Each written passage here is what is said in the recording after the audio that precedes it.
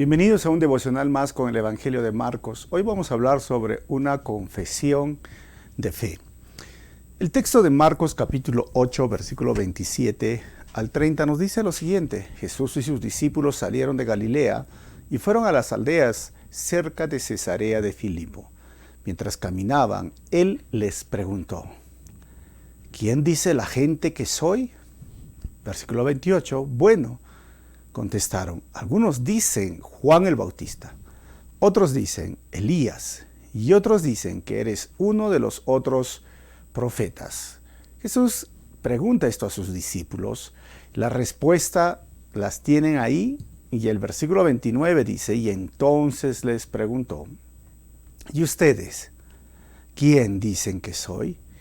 Pedro contestó, tú eres el Mesías. Pero Jesús les advirtió que no le contaran a nadie acerca de él. Pedro, el famoso Pedro, ahí estaba, dando su confesión de fe. Cuando miramos aquí en el Evangelio de Marcos, cómo es que se van detallando las cosas y escribiendo. Recordemos que Marcos es el evangelio que tiene menos capítulos que Mateo, menos que Lucas y menos que Juan.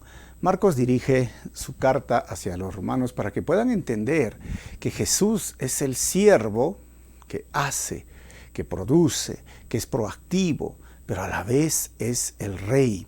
Es Dios, es el Mesías. Y en esta conversación con sus discípulos, Marcos nos plasma una de las historias para poder entender quién es Jesús. Ya en ese tiempo hablaban de Elías que iba a venir, algunos hablaban acerca que Juan el Bautista, recuerden que ya había padecido, le cortaron la cabeza a Juan el Bautista y pensaron que él es el Juan el Bautista, o el profeta en el cual Moisés dijo va a venir un profeta mayor que mí, a ese deben de hacerle caso.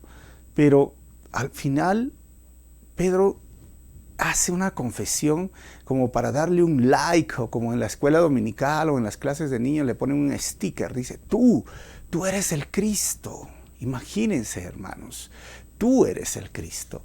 Pero vamos a ver que en el próximo devocional Pedro termina regañando a Jesús, confrontándolo a Jesús de que no cumpla su misión, y más adelante sabemos que Pedro terminó negando a Jesús.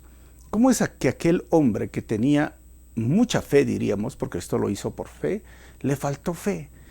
Y esto nos debe hacer entender hoy, basado en estos textos, que a veces nosotros podemos tener mucha fe o una fe buena, una fe que nos ha realmente sorprendido, pero mañana quizás no tengamos esa misma fe, o podamos tener un momento lleno de sabiduría y eso no nos hace sabios, o tener un momento de fe y no nos hace hombres de fe, porque necesitamos depender de Jesús a diario. Pedro pronto iba a aprender su lección de la dependencia de su Señor a diario. Está bien que podamos tener puntos a favor o aciertos en la vida cristiana, pero no debemos de vivir de esos aciertos del pasado en el presente y en el futuro. Recuerda que nuestra relación con Dios debe de ser fresca, permanente, buena, y que la salvación es algo que se empieza con fe y se continúa con fe todos los días, y mañana voy a usar fe, necesitar fe, y terminaré en fe hasta el día que el Señor nos lleve. Así es que no caigamos en el error de la autosuficiencia de Pedro y de un acierto que hemos tenido en el pasado que no nos hace posible sostener nuestra fe el día de hoy y el día de mañana. Busca al Señor, cree en sus promesas, lee la Biblia. Dios es un Dios del presente y del futuro, no del pasado. Pero el pasado nos debe de enseñar y nos debe de corregir. Así es que hoy, no pierdas más tiempo.